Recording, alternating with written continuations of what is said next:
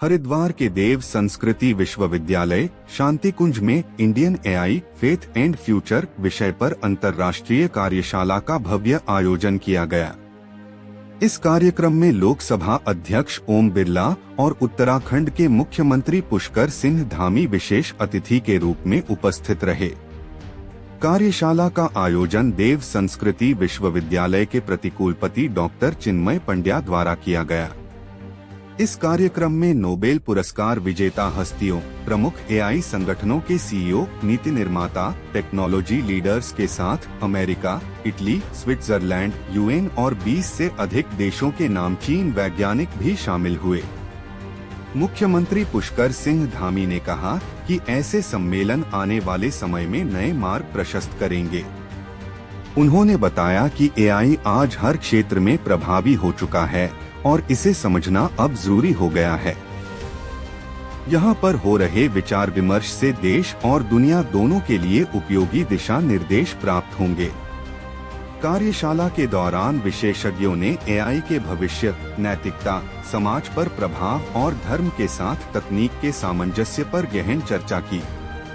उन्होंने बताया कि एआई केवल तकनीकी विकास का साधन नहीं, बल्कि समाज और नीति निर्माण में भी क्रांतिकारी बदलाव ला सकता है।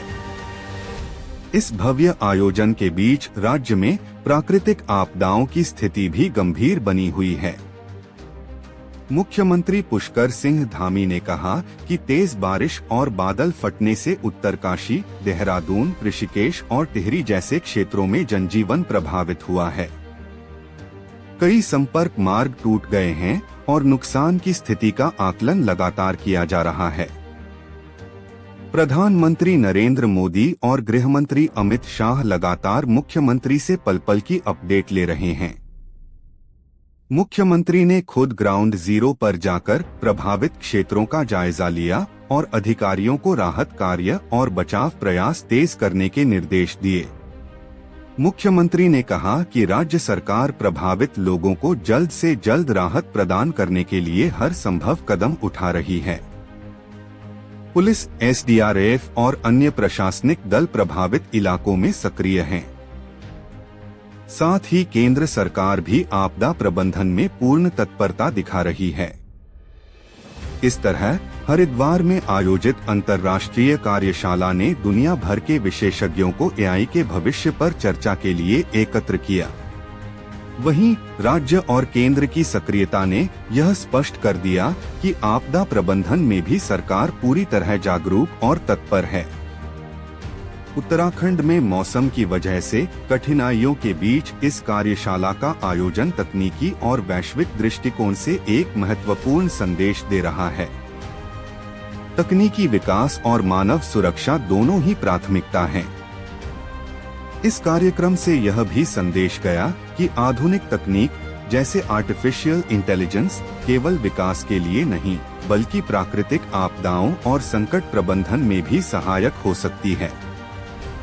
प्रशासन और तकनीकी विशेषज्ञ मिलकर राज्य और देश के लिए बेहतर रणनीति तैयार कर सकते हैं। इस भव्य आयोजन ने न केवल एआई के भविष्य को नई दिशा दी, बल्कि यह भी दिखाया कि संकट के समय सरकार और तकनीकी तंत्र दोनों की एकजुटता अत्यंत महत्वपूर्ण है। शाम से ही काफी तेज बारिश होने के कारण से, बादल फटने के कारण से देहरादून जनपद, टिहरी जनपद और उत्तरकाशी के भी कुछ इलाकों में आज काफी नुकसान हुआ है। बड़ी आपदा आई है, बादल भी फटा है, जान माल की भी क्षति हुई है। अनेक स्थानों पर संपर्क मार्ग कट गए हैं, पुल भी इस आपदा की भेंट चढ़ गए हैं। नदियों का जल स्तर काफी उफान पर है। ऐसे पूरे क्षेत्रों का लगभग सभी क्षेत्रों पर सभी अधिकारी जो आपदा प्रबंधन से जुड़े हुए हैं, जिला प्रशासन के हैं, एनडीआरएफ, एसडीआरएफ के लोग हैं, सभी समन्वय के साथ सभी क्षेत्रों में राहत के काम, बचाव के कार्य कर रहे हैं। मैं भी गया था, कुछ स्थानों पर देखा है मैंने भी, और हमारा प्रयास होगा कि जल्दी से जल्दी एक तो जो संपर्क मार्ग कट गए हैं, भू धसाव की चपेट में आ गए हैं, आपदा की भेंट चढ़ गए हैं, उनको फिर से चालू किया जाए। बिजली की लाइनें भी ध्वस्त हो गई हैं, पुल भी जो ध्वस्त हुए हैं, नेशनल हाईवे भी इस कारण से प्रभावित हुआ है।